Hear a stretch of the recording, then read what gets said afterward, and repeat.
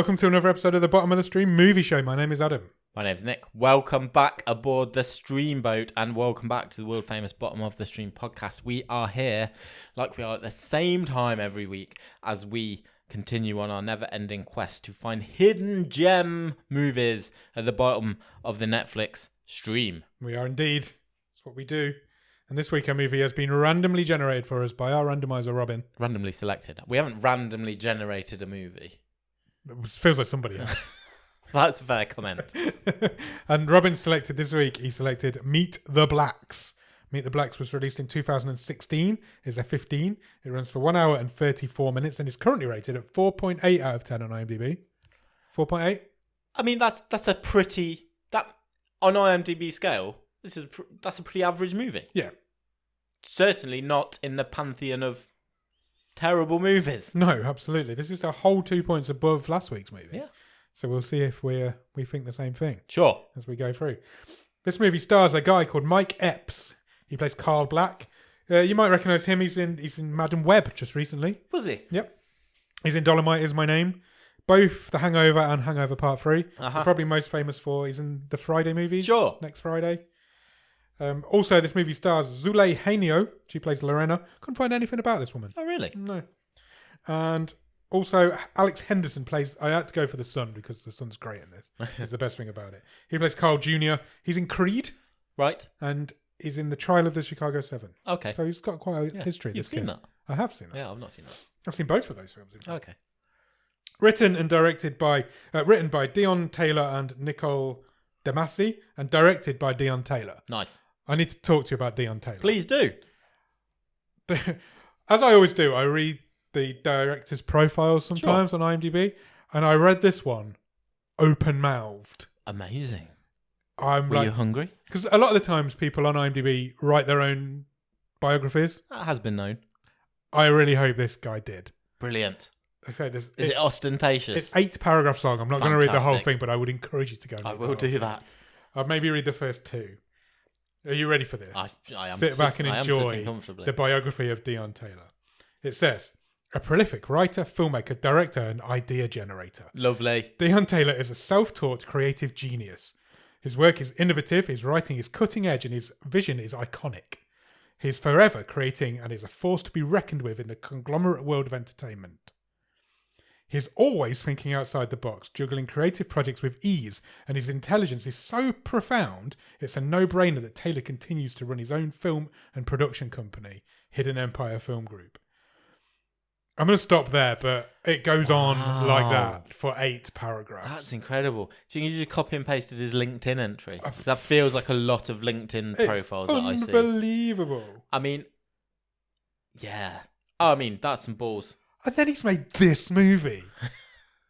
This self-taught creative genius has written Meet the Blacks. I'd like to know what other movies he's made. Do you want me to find out? Yeah. I mean, usually you've got that to hand. I have got it to assume hand. that's where you were going next. Yeah, but there aren't any. Okay. So since this movie was released in 2016, right? He did a few before it, but this is probably his first big movie. Okay. Probably. He followed it up with a movie called... Oh, no, he actually hasn't ever made any other movies. Oh, okay. He's produced on a few, but he's never directed since. Not directed. Interesting. Hold on. Yeah, no. I don't like how IMDb... It's badly laid out, isn't it? It's badly laid out. Yeah, it is badly laid out. No, he has directed again. Bear with me. So he directed a movie called Traffic. Not long after this. That's 5.9 on IMDb. 21 episodes of a TV show called Be Woke. Okay. Then he did a movie called The Intruder, 5.6 on IMDb.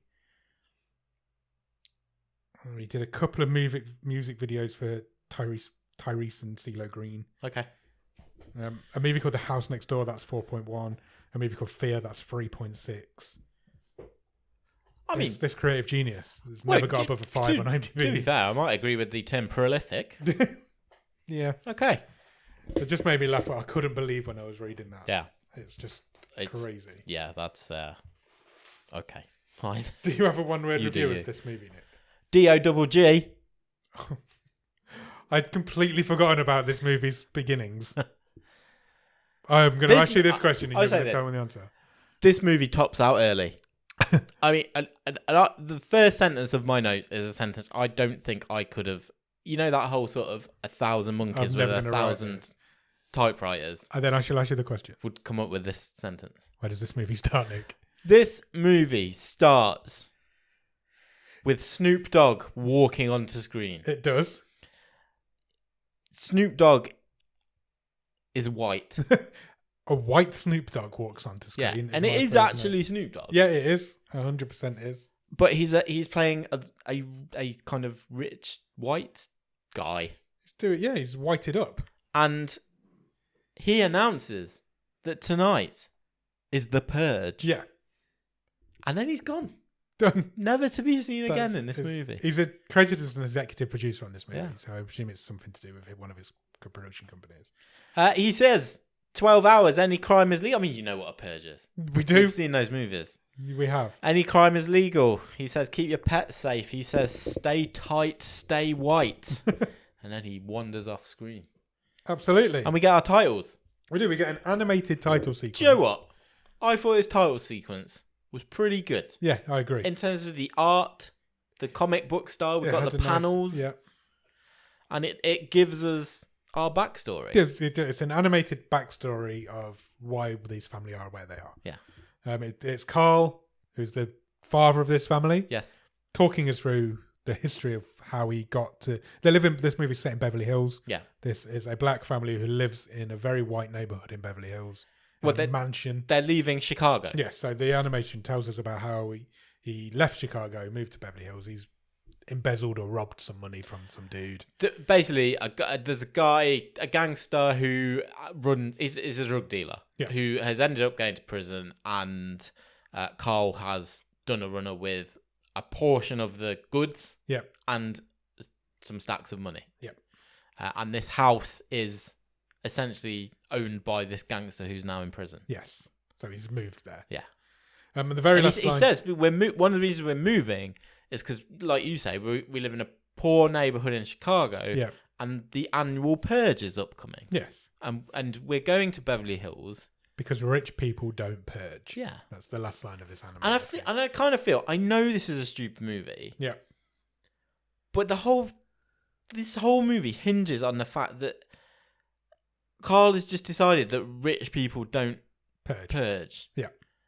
And even though there are various really obvious signs, like the news, and it being on the radio, and everyone talking about the purges happening tonight, he just doesn't believe that it's going to happen. No. And I didn't get it. No, nor me. Why is this character so stupid that he doesn't think it's going to happen in a world where the annual purge is a thing that everyone knows about? Yeah. Is that like me saying, well, I don't know, I don't know, what other event just doesn't happen because you move? Christmas. Yeah. Rich people don't Christmas. I don't know. It's just, if we try and find sense in this movie, we're not going to find any. No, but the whole thing, I know, I realise that, but it hinges on him being stupid that he doesn't believe this is happening. He doesn't believe, either doesn't believe the purge is going to happen or doesn't believe that rich people purge. Yeah. And he obviously hasn't seen the movie The Purge. Or lived through previous purges. Or ever purges, watched TV or... Yeah. It annoyed me. It got me annoyed off from on the the wrong foot. Yeah. And so our story begins. It comes up on the screen. And he's driving home. He's driving to this community where it's a gated Beverly Hills community of mansions. And the security guard doesn't want to let him in because the security guard doesn't believe that a man like Carl you can't could live there. Yeah. So Carl throws a tantrum in the car. And the guard throws a tantrum back. There's a lot of this sort of... This scene is kind of repeated with different... It's a very sweary... Yeah. You know, there's lots of words dropped. Yeah. And... Lots of words that two middle-aged white guys can't say. Yeah, and then... and then they kind of bond, and then they rage at each other again, and then he lets him through the gate. He does let him in eventually. Yeah. And he drives up to a bottom of the stream staple, massive house. Sure. There's probably one of the biggest houses we've seen. I would say so. Yeah. And when he gets out of his car, a dude is there who serves him some papers. Oh, and he also argues with someone else on the phone. Yes, he's arguing on the phone whilst he's driving Yeah, up. after he's got through Then security. he gets out of his car and a man serves him some sort of court documents. Yeah. They have a whole lot of banter between them. I don't... We're going to really struggle to go with any of the dialogue in this movie because 100%. So we can't really say it. So this guy is basically serving papers to Carl Black. He's been sent by a restaurant. So Carl's profession is he's an electrician. Yes, he is. So he's wired up. He's done this job at this restaurant, presumably back in Chicago, and he's being served papers because this restaurant is saying his bad wiring caused the place to burn down. Essentially. Yeah. And the guy serving the papers to Carl is also a black guy. Yeah. But a blacker guy, shall we say? That's how Carl describes him. An African guy versus Carl is an African American. Yes. And they have this really, again, another heated argument. It's the same scene we've just seen with the security guard, but it's like it's up at the next level in terms of like the language they're using to each other, and like it's brutal. The previous scene was it? Friendly banter, whereas this isn't friendly banter. It's nasty, it's like nasty, brutal banter. This is, and we just I want to think be served these court I literally feel that's all I can say. Yeah, 100%. He calls the guy Wesley Snipes and leaves him standing on his doorstep. Yeah. I've had to say that because I've called him Wesley Snipes all the way through my notes because I don't know if we ever got his I don't think he had a name. Yeah. But yeah, so he leaves him standing on the doorstep trying to serve Carl these papers, and Carl goes into his massive house, and we kind of meet the rest of his family. Yes, we do. And we meet Carl Jr. Yeah, who's a vampire. He thinks he's a vampire. Yeah. This was good. This was a nice The character. kid's the best thing about this film. Yeah. Those kids So he's walking around with he's got like the widow's peak. Yeah. He's got his fake which he's vampire drawn teeth on. in. He's got his cloak vampire on. teeth. He's got a cloak. There's no explanation as to why. He's just always he's going for his just phase. a kid. Yeah, It's kids. It's what kids do. Kid thinks he's a vampire. His daughter's upstairs on the phone to her boyfriend. She's mid-teenager. Gossiping on the cell phone. And his hot blonde young white wife is outside having her nails done. Yeah. And meanwhile, she says, "Oh, we've been here 3 days. Yeah, we love it." So they've just far. moved in. Yeah. They love it there. But there's also a guy who lives with them who's called Cronut. It's their cousin. Whose cousin? Carl's cousin. Yes. Okay. Recently released from prison. Yes, just got out of prison, and he is perving over Lorena, who's Carl's wife, and she's actually. I think this might be my first laugh in the movie because Lorena, Carl's wife, is sort of saying to him, "Look, he's really weird. I don't like your cousin. He's there. He's looking at me out the window." Yeah. And she goes like, "He was openly masturbating to me earlier." Yeah, just like okay. And Carl's like, "Oh, he's harmless. He's stupid. He's yeah." So Carl takes another phone call. His phone keeps ringing all the time, and he's like, "I can't answer my phone. It's too many crazies from Chicago ringing me all the time." Yeah. The nail lady has to go home. Because it's Purge night. She's like, "It's Purge. I need to be home and locked up and safe." Carl's like, "That'd be ridiculous. You're fine." And Carl's like, "That doesn't happen here." And again, several warnings. He just doesn't believe it. Yeah. So he sees her out. He lets her out. When she goes out the front door, the crazy guy's still on the porch. Yeah. And then his wife says to him, "Who's that?" And he's like, "It's Wesley Snipes." I just thought that gave me a little bit of a chuckle. And Lorena sort of takes Carl aside, and she's sort of like, "Look, is this legit? Yeah. How have we got this house? Yeah. What is going on? What are you hiding?" Yeah. Like she's calling him out because on his bullshit, because obviously he's got history, and Carl swears to his wife Lorena that no, I've got the money. There's nothing to worry about. This is legit. I've got a contract out here. Yeah. To some chain of something. He's rewiring a load of. It's not important. Yeah. Lorena also complains that the kids don't really respect her or like her. They don't like her being around. Basically, she's the stepmother. Then the president comes on the TV. The TV gets overtaken. Carl comes into the living room. Yeah. Switches on TV because he wants to watch the sports, or whatever. And there's a presidential address. Yeah, from the president. I thought this was quite a good joke as well. Go on. So he's a Latino president. Yes. And did you say his name on the caption? Yeah, I did say. I didn't write He's it down. President L, as in EL. Yeah. Bama. Bama. President L. Bama. Nice. And he is addressing the nation saying, he's warning them of the purge. Lock your windows. Yeah. Be safe. Or, on the other hand, go out and fucking kill someone. Yes. It's the purge. Yeah.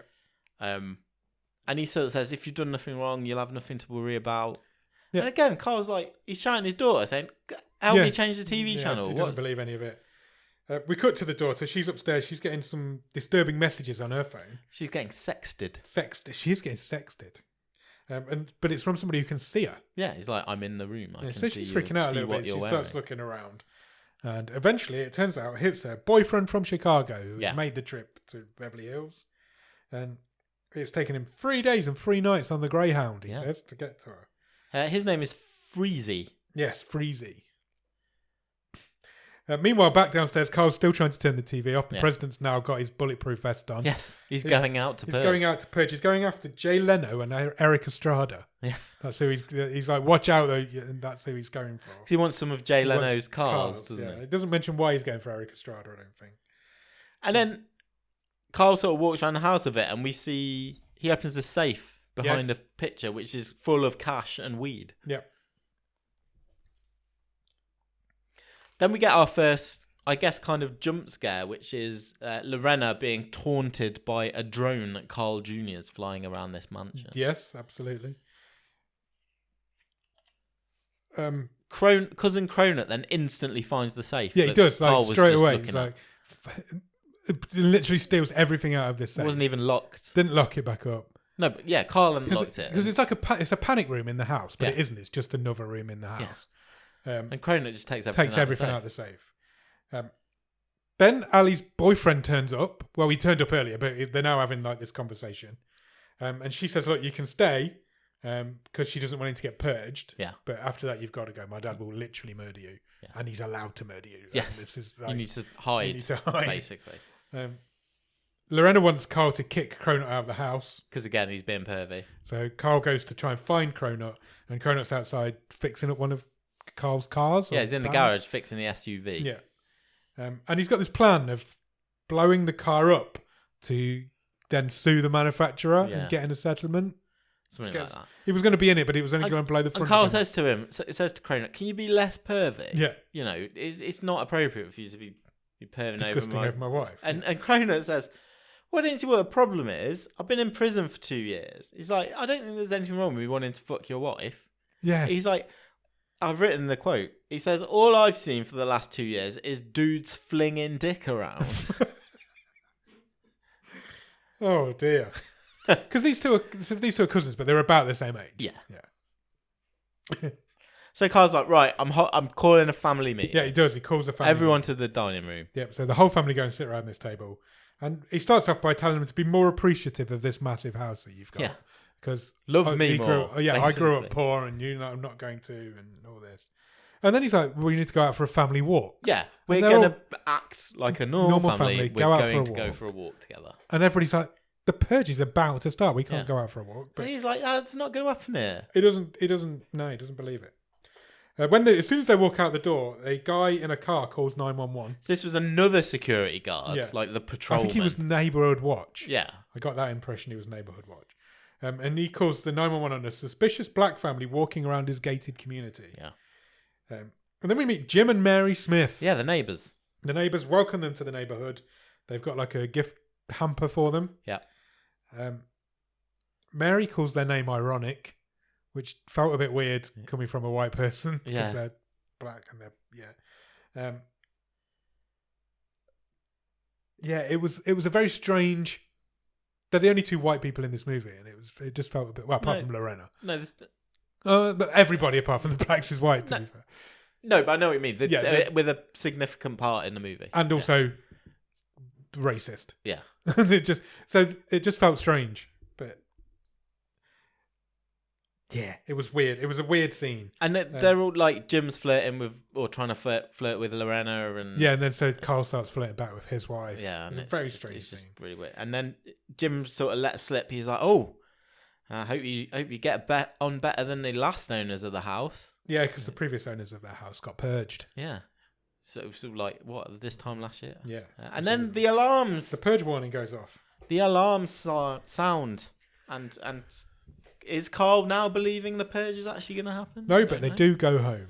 So they head home and go for dinner, where they are served cremated chicken. Yeah, Lorena burnt the roast chicken. Yeah.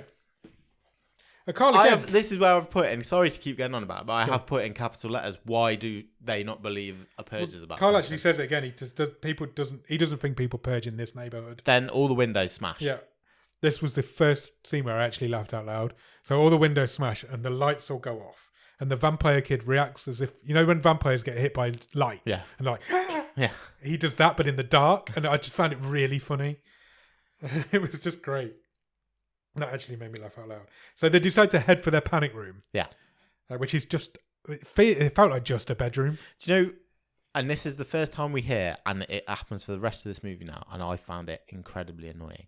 So as they are moving through the house or running away from people for the rest of this movie, on the soundtrack, is sort of dubbed in people talking. So like, and it's supposed to be their pursuers sort of ad-libbing and giving them jibes like, I'm going to kill you, or, you know. It was very irritating. And sometimes they're like wisecracking, and it's terrible. Yeah. It's It annoying. sounds so fake, and it's really annoying. And sometimes it's even over the dialogue. Yeah. It's so strange. It's such a strange directorial It's choice. not necessarily a terrible idea, but it's really badly executed. Considering this director's a creative genius, it just felt strange. Yeah, because they'll be talking, and then you'll just hear on the soundtrack someone going like, "Oh, I'm gonna get you. Yeah, I'm gonna chop your head off." So they head up to the panic room. Nobody shuts the door, and the kids just decide they're just going to go to their own bedrooms. Yeah, they just all separate straight away. Ali says, I'm going to my room. Nobody come and check on me. Yeah. Because she knows her boyfriend's in there. And then instantly, Lorena goes to check on him. Yeah. So we're just left with Cronut and Carl in this panic room in inverted commas. And Cronut says to Carl, "Oh, I'm not the only one who got out of prison, by the way. So did Keyflow, Okay. who is the gangster Yep. whose house they are in. Yes. And whose money they've and stolen. weed Carl has. Yeah. So he clearly was not in prison for very long, since they've only been in there for 3 days. 3 days. Yeah. And he's Cronut also said, I've heard he's on a rampage killing those who have wronged him. Good job you didn't wrong him. Yeah. Or something he says, doesn't he? We go upstairs to Ali and her boyfriend who are now naked in bed together. Sure. Doing the hibbity-jibbity. And Lorena comes in and almost catches them, but Ali manages to push her boyfriend into the bathroom just in time, where he stands behind the shower curtain, doesn't shut the door, watches this conversation peers around the curtain. between daughter She'd have looked stepmother. over her shoulder. She'd have seen him. Yeah. Again, masturbating whilst being behind the shower curtain. I don't know what's wrong with all the men in this movie, but they all need to. It's very bizarre. Meanwhile, Cronut and Carl are smoking some weed in the panic room. And then Carl realises the safe is open. Yes. And Cronut's took all the stuff. And yeah, he twigs on it. And he's like, what the hell are you doing? Yeah. Get out of the house. Yeah, he basically kicks him out. Meanwhile, Lorena goes to speak to Carl Jr. to make sure he's okay. He's in his vampire lair. Yeah, he's just sat in the wardrobe. And Lorena's really nice to him. She's just... They kind of It'll all bond. be It's their okay. bonding moment. Yeah. And then everyone sort of congregates in the so- hallway because they can hear Carl and Cronut fighting. Carl's trying to downstairs. drag Cronut Outside. out of the door. So And he does eventually. So Ali and Lorena and I think eventually Carl Jr. all sort of emerge from their rooms at the top of the stairs. And as Ali leaves her bedroom, there's a very odd directorial choice in this movie because the boyfriend breaks the fourth wall, turns to the camera and says, "Time to die, everyone. Movie over." I totally missed that. Did you really? Yeah. It's so bizarre. As she leaves the room, he kind of looks at the camera and says that to the camera. I'm like he was going to go all out of them. Yeah, which is what he was planning to do, 'cause what he does next. It was very bizarre. I'm going to show you that. After we finish recording, I'm going to show you that scene. It's so bizarre. So Carl goes downstairs. He kicks Cronut out of the house. The rest of the family are trying to rescue What's him. going on? Getting him What back we missed? Yeah, you can't throw him out. It's the Purge. Yeah. Then Freezy comes out with a gun. Yeah. And he turns to Carl and he says... just shoots at him. He does. He starts shooting. He tells him he's been banging his daughter and then starts shooting at the rest of the family. And Ali tells them all to run. Yeah. So she's upstairs on the landing with Freezy. Everybody else is downstairs. And they start tussling. They do. So he's firing shots off. Everybody's screaming and shouting. Ali and Freezy start tussling. And Freezy ends up being pushed or thrown up falls off the balcony and falls to his death below. So they've got a dead black person in their house, which is never good, even on Purge night. Carl wants to cover it up. He wants to we'll go and bury this body. Even on Purge night, because he still doesn't realise. He still doesn't believe it. He still thinks he's going to get arrested. And then suddenly there's a knock at the front door. Sure. And it's Donald Trump. It's not. The guy says he's Donald Trump. So they all run off to their panic room. Has to do with a chainsaw. Yeah, it's three guys outside in the panic room. We see effectively the Ring doorbell. Yeah, they've got cameras outside, and there's 3 guys outside there in masks. And they're basically like, you kind of people are not welcome in this neighborhood. We've come to purge you. But I felt like I was missing something, because I felt like I was supposed to know who these people were. Yeah. And even later on, when the reveal of who this main guy with the chainsaw is, he'd never been in the movie. No, it's just generic white guy. Yeah, and it turns out it's not no spoiler, because we'll talk about it in a minute. He's like the head of the neighborhoods association. Yeah. And he does this little monologue about look, it's that old sort of I'm not racist, but yeah, it does. He says your kind can't live here. The only time I want to see you people is when you're in sports. Is what he says to them. And then he drops the N-bomb. He does drop the N-word, but then instantly it starts grovelling and apologising. He's like, I've gone too far. I'm really even sorry. on Purge night, I shouldn't have said that. And then he says something even more racist than that, which I don't want to get into. Is the thing about what they will do to their wives? Yeah. Yeah, I'm not saying that. So he sparks his chainsaw up, but it's run out of gas. There's no petrol in his chainsaw. So they all leave and they're like, we'll come back. We're just going to go and fill the chainsaw up. Right. I'm not going to say it. There's something else I just want to touch on as well.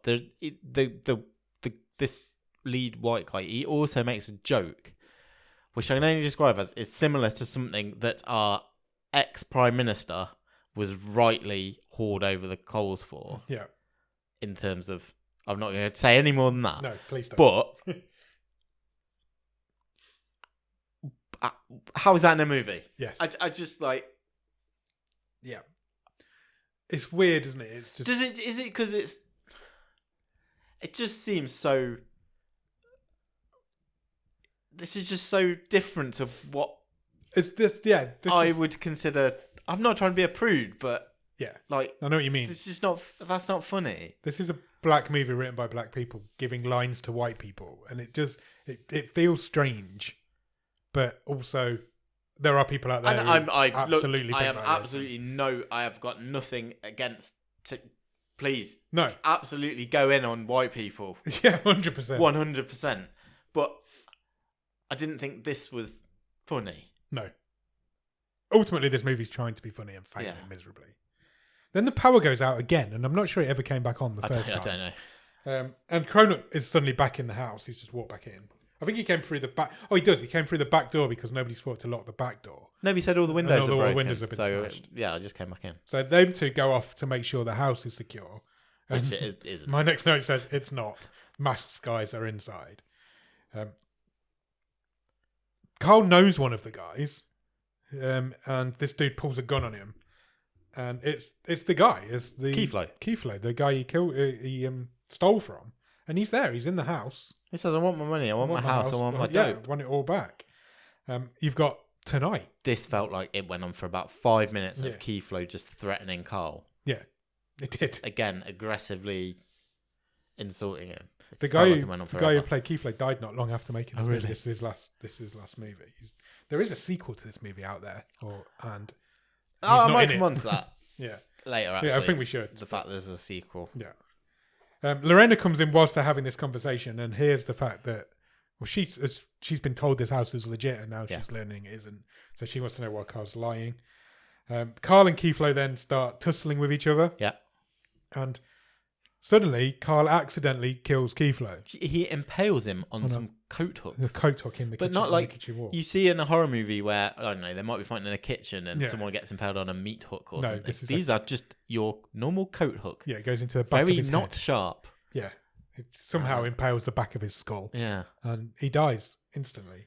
He kind of And just... Carl doesn't even understand what he's done. He doesn't get it. He doesn't understand why this guy's just died. Also, now we also cut to the fact that the guy who was serving Carl papers at the start of the movie is knocking around the house. Wesley Snipes is back with a blowpipe. And we keep cutting back to him, but he never moves from the same he's spot. just hiding in this one spot. He's shouting, "I'm going to get you, Carl," or this sort of... And he's got a blowpipe. Yeah. With darts in it. Yeah. Then a guy in a yellow jumpsuit comes in. He goes after Ali. He's got a Richard Nixon mask on. He had. This is Dennis Stryland. That was his name. Is that the guy who works for Visa? Yeah. He's after Carl because he hasn't paid his credit card bill. So, I'm not sure that's how the Purge works, is No. it? Well, companies can go after you as well, I suppose. Yeah, well, you're not going to get your money back. Big Visa, big credit card, has sent a representative and gone, right, this guy's got a debt with us. Yeah. It's Purge night. Let's go and kill him. Yeah, forget about the legal avenues. He attacks Ali. Lorena comes in and saves him, and they accidentally kill the guy twice. Yeah, they team up and kill him twice. They kill him, and then he comes back to life, and they kill him again. Then a dude in a clown mask turns up. Well, they all kind of get back together, apart from Carl Jr., who's still missing. So Ali and Lenora and Lorena. Sorry, I kept writing two different names, and Carl all meet back up. But Carl Jr. isn't there. Yeah. Because he's being held by a guy in a clown mask from last week's movie. Yeah, exactly. But it isn't the guy from last week's movie because obviously the guy in this clown mask is Mike Tyson. It's Mike Tyson with Terry Nutkins' hairdo. Wow, you're going to have to be an age to know what that means. He's got like a bald head but long hair. I'm only here to amuse you. I don't care if anyone else gets it. It's working. Do you want to tell me what Mike Tyson's character name was in this movie? James Clown. James Clown. I genuinely laughed. It rhymes with James Brown. He wants his money back from Carl as well. Can I just... Did you pick up why he wants his money? So no, I didn't. James Clown is a disgruntled bouncy house company owner. Of course he is. But Carl rented a bouncy house for a party and never paid him. So now we've moved on in this movie where instead of just... I've only seen the first Purge movie. But okay. I remember it's sort of random, take what you want. Yeah. Go nuts. This is people specifically targeting Carl because he owes them money. The money, yeah. Yeah. I will tell you now, the first Purge movie is dog shit. Yeah. The rest of them are all good. Okay. In my opinion, I enjoy the Purge movies. Yeah. But I did not like the first one. Yeah, I remember not really liking the first one. So we're getting another fight. Yep, we do. But every time James Clown is going to punch someone, he says, leg shot, and then punches you in the leg. Yes. Yeah. Fuck knows. He said that party was shit, he says to Carl. Not only didn't you pay me, all the kids were horrible and they threw pies at me. So he's travelled across the country. To get his revenge. He doesn't get his revenge, though. No. He gets murdered. Yeah. By Cronut. Cronut drills him in the head with a drill. Then a massive dude shows up. Yeah. He's in the lounge. It's actually the guy from Breaking Bad. I thought it was, It was, I've started that sentence. I don't know his name. The big dude who lies on the money in Breaking Bad. He's Saul's, one of Saul's heavies. It begins with E, but I can't think what it is. Dude, he wants to come down the chimney like Santa. Yeah, he has. Because that's funny because he's massive, I guess. I don't know. It's Carl's old parole officer. Oh, was it? Yeah. Okay, I didn't understand who this guy was. Carl's trying to get his car keys because he wants to get the family out of it now. I think he's finally understood that the purge is happening. I think so. And his car keys are in the same room as this massive dude. But this guy's got a gun, so he's got two guns. Yeah, So we're in the living room. He's come down the chimney. He's taking shots at Carl, who's hiding between. Obviously, they're in the middle of unpacking, so he's hiding behind all the boxes. Yeah. But he's pinned down. Yeah. And he's in a bad situation. But unfortunately, this guy's not a great shot. Even though he's got laser sights on both of his pistols. But he's just rapid firing these bullets, and one of them ricochets back and hits him in the head. Kills him instantly. He teeters and topples backwards, and then farts and dies. It does, because that's what fat people do. Yeah. And then Lorena shouts to Carl, "What's happened?" And Carl says, "We killed Shamu." Yeah. Fat guy joke. Two more guys then come in through the window and drag Cronut out. They do. And everybody else runs. And then CJ is like, we've got to be careful, and he lists loads of horror tropes. My next note says they randomly start listing horror movies. Yeah. Because they're just standing there. Because Carl Jr. is a big horror movie guy. Yeah. He's a vampire, he obviously is. And so they're trying to figure out the rules, aren't they? Of like, if this was a horror movie, what would happen next? And then the guy with the chainsaw turns back up. Yep. And he really doesn't want black people in his neighbourhood. No, and he says, it's me. We're supposed to know him. I'm the head of the neighbourhood. Neighbourhood Watch. Neighbourhood. No, not Neighbourhood Watch. Like the housing association, kind of. Yeah. And he said, I've invited. I don't know how he got all this information. He says, I've invited all these people from your past that you owe money to. I told them you'd be here. So he's the guy. He's the reason. Then the guy, Wesley Snipes, I guess, hits Cronut with his blowpipe. Yeah, so Cronut escapes from whoever had grabbed him, were. and he gets blow darted. Gets blow darted. I've written kills, but he does come back. Carl then rings 911, so maybe he doesn't still believe the purge is going on. And then 911 like, what are you ringing us for? Yeah, obviously they don't give a shit. Ali and Lorena then find a woman in a shower. Yeah. It's Carl's ex. Sharonda. Yeah. Stalker. And that's who he was arguing with on the phone at the beginning. beginning. So she's his stalker. That's according to what Ali says anyway. She says, I've come to get my husband She back. claims to be married to Carl. Yeah. She claims that the house is hers. And Lorena's obviously like losing her mind until she's told that she's the stalker. And then they fight. Lorena and Sharonda start fighting. Yeah. And then Carl Jr. comes in and hits her over the head with the cistern lid of a toilet. Yeah. She's done. Then suddenly the Ku Klux Klan turn up. Oh yeah, they're here now. They're in the basement. So they've got Cronut and Wesley Snipes tied up. But Carl comes in and saves them.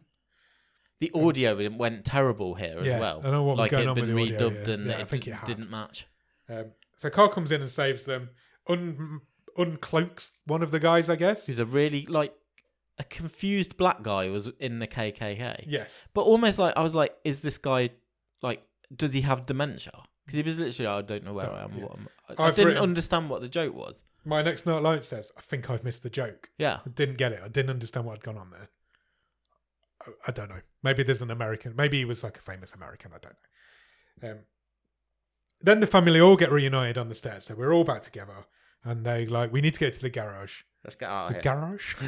The garage. The car hole. The car hole. Where we keep the car. So we can get out of here. So they all get in a truck. They get to the garage. They get to the truck. They all get in the truck. Unfortunately, there's also a dude in a rabbit mask in the back of the truck. Yeah. And he's the repo man. Yeah. He's like, you didn't not pay. Not the wrestler, the repo man. Just the guy who's come to collect their car. You didn't pay for this truck. Yep. Bless you. So I'm taking it back. Yeah, I'm taking the truck. You can't have the truck. And he's got get out of the truck. He's like, why have you got this house? I work hard. Yeah. You don't pay your bills and you get all this. How is that fair? He's proper angry with them. Fair position. Yeah. So they all get out of the truck. So we're all still in the garage. He gets himself into the driver's seat of the truck because he's going to drive it off. He turns the key and the truck cab blows up. Yeah, because Cronut's done something. Fixed it. And kills that dude. And his bloody handprint comes down the window. Then the chainsaw dude comes in. He's like dancing with his chainsaw. He's got them cornered, He's doing leather faces. He's dancing. He's going to purge them with his chainsaw. And then Jim and Mary come in. Yep, the neighbours. Yep. The guy with the chainsaw is called Laurie. This is where we find out he's the president of the housing association. And Jim and Mary tell him that he's the worst one they've ever had. Yeah. So Mary kills him. Mary shoots him in the back. Because they want Jim to take over as president of the housing association. Unfortunately for the blacks, Jim says, I actually agree that there's no business. You can't have black people in this neighborhood. So he turns his gun on Carl. And then Jorge comes in. Who's the security guard we saw in one scene. The neighborhood watch guy who reported to 911 at the beginning of the movie. He comes in and he shoots both Jim and Mary. Yeah. And then he pulls the gun on Carl too. Yeah. Carl and the family start praying. And they're kind of on their knees on the floor praying because they're all going to get murdered. Yeah. There's nobody else left to come and save them. Nobody else in the cast. But as they're on the floor, Carl grabs Laurie's gun and he manages to shoot Jorge. And we get this wholesome family moment of they've survived this purge. Carl says, "Cronut, go and get wherever you've put the money and the drugs. Go and get them. We're getting out of here. We need to get the fuck out of Beverly Hills." And in the next scene, we see them. It's morning. The sun's come up, so the purge is over. They walk out of the garage like reservoir dogs. Slow-mo walk down the street. Smoking and waving the money around. Cut back to what was kitchen. The kitchen. Keyflow. He's obviously not dead. He opens his eyes. Yeah. And the film cuts to a title card. That's the end, although it isn't, because we get it 1 month later. They've all got a new home. They've moved to a cabin in the woods. They have. Because why not? Like a massive cabin. We're not talking like Utah it's like cabin. Murder's cabin. Utah is it's a massive cabin. So they move to a cabin. Somebody in a bush recognises them. Yeah, what was it? I didn't get this joke either. I didn't get any of this. There's a guy in a tracksuit in Yeah. the bushes eating a chocolate bar or something. Yeah, it's like a muffin or something. And he's like, "Oh, that's Carl Black." Yeah. And his whole family. What are they doing here? Yeah. And then Jason Voorhees shows up. Actual Jason Voorhees cameos. Yeah. Because the guy in the bushes goes, "Oh no, it's Jason Voorhees. I'm getting out of here." And then we just see Jason walking off with his machete towards a lake and a cabin. We're not talking to change, but we're not avoiding IP here. This is calls Friday the him 13th. Jason Voorhees. Yeah. And he sort of follows the blacks toward the cabin. And then it says "to be continued." Yeah. And then the movie ends. I wasn't expecting a Jason Voorhees cameo in this movie. No, same. Very strange. Very strange. Thoughts? Before I tell you my thoughts, I want to just go back to the fact that there's a sequel to this. Yeah. And it's on Netflix. It is. I kind of want to watch the sequel. I think it's a watch along, isn't it? Just to see what happens. Is it a continuation? Is the sequel a Friday the 13th parody? Yeah. I'm thinking probably not. I think this is probably just a little joke that's there, and the sequel's probably something. Yeah, 100%. It's not going to be Jason Voorhees following him around. I would hope not. But I kind of want to watch the sequel. Having said that, I thought this was terrible. This movie is hot garbage. It did not land at all. No, nothing works in this film. The thing is, I think The Purge is a great thing to try and parody. Yeah, but they didn't. I think you could do loads. I don't think this is even a parody. I don't think it is either. This is a movie about classism, and that's what The Purge is about. I feel like they've just remade The Purge with a comedy. Yes, it has a bit more. It has comedy in it, but it's not a parody. No, because it's exactly the same story. It's the same thing. The Purge. Yeah, it makes no sense to me. It's like I just think it was a massive missed opportunity. Yeah, this isn't a parody of The Purge. This is just a remake of The Purge. Yeah. It's telling the same... It's got the same message. It's not fun. No, it's not fun. If anything, it's anti-fun. It felt nasty. Yeah, it did. It didn't feel nice. It's none of it makes sense. It's all bullshit. No, things happen just to make the movie move caveat forward. A bit of that like maybe a lot of the references went over my head. Yeah. But it certainly isn't aimed at the characters walking in and out. Like we're supposed to know who this is. Yeah. Like the main guy is trying to kill them all with the housing association guy. Yeah. Like we don't see him in the we never meet him before. So there's no. I think something's been left on the cutting room floor there. Yeah. Yeah, it must have been. Just before you meet Jim and Mary. Unless I looked away for a bit. I don't think you did. Although you did miss that cut to camera piece. And I did laugh a couple of times because there was the James Clown line and a couple of bits with Carl Jr. Because the bit where the lights go off and he does the vampire thing, I thought that was great. A kid running around thinking he's a vampire. That's a good gag. Yeah. And they got a couple of good bits out of that gag, but it's hot garbage. It's just pure bullshit. It drags and it really drags. No, there wasn't even none of the deaths were even inventive. No, everybody just got shot. Yeah. There was nothing a whole massive mansion to play with. Yeah. There wasn't even any inventive. One guy got thrown off a balcony and everybody else got shot. Yeah. Nobody ever got chainsawed. No. Nobody even got stabbed at it. Even James Clown getting drilled in the head wasn't. No, you didn't even see anything. And we didn't talk about the fake, like the terrible CGI blood. Yeah. Just throw a bit of corn syrup over the. Yeah. Yeah. Not for us, this movie, but then it isn't aimed at two middle-aged British white guys. I kind of want to watch the sequel. Yeah, I think the sequel. I want to see if it's the same.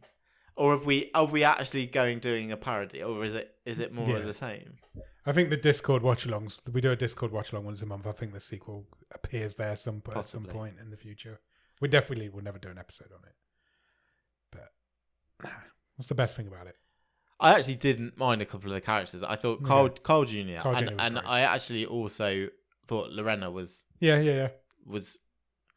There was a bit of that arc in there, wasn't it? Of by the end, actually, the kids had come to respect her. And, but it was so far off in the corner as a minor thing. Yeah, they had to kill Dad's stalker to get together. Yeah, the character of Cronut was so. Oh, I don't even know the word. Like, just paper thin. Low bar. Just a real sort of. Yeah. Just such a nothing character. It's paint by numbers, but not wacky enough to be a parody. No, it wasn't. It's not like it's Doofy from Scary Movie. It isn't that. It's just. I don't even know what it was, but it wasn't good. Yeah. Well, what would you change about it? I don't know if it's my expectation, but that's what I thought I was getting. Yeah. That sort of Scary Movie version of the Purge. And it isn't that. But I think I would have enjoyed that. Yeah, I agree. And I didn't enjoy this. I just felt it was mean and shit. Yeah. It's shit. It's pure shit. But not clever enough to really make those social points. No, because that's what was because the Purge is out out there. Just go and watch that if you want that social classism story. Go and watch the Purge. It's better. Stream table. Yeah.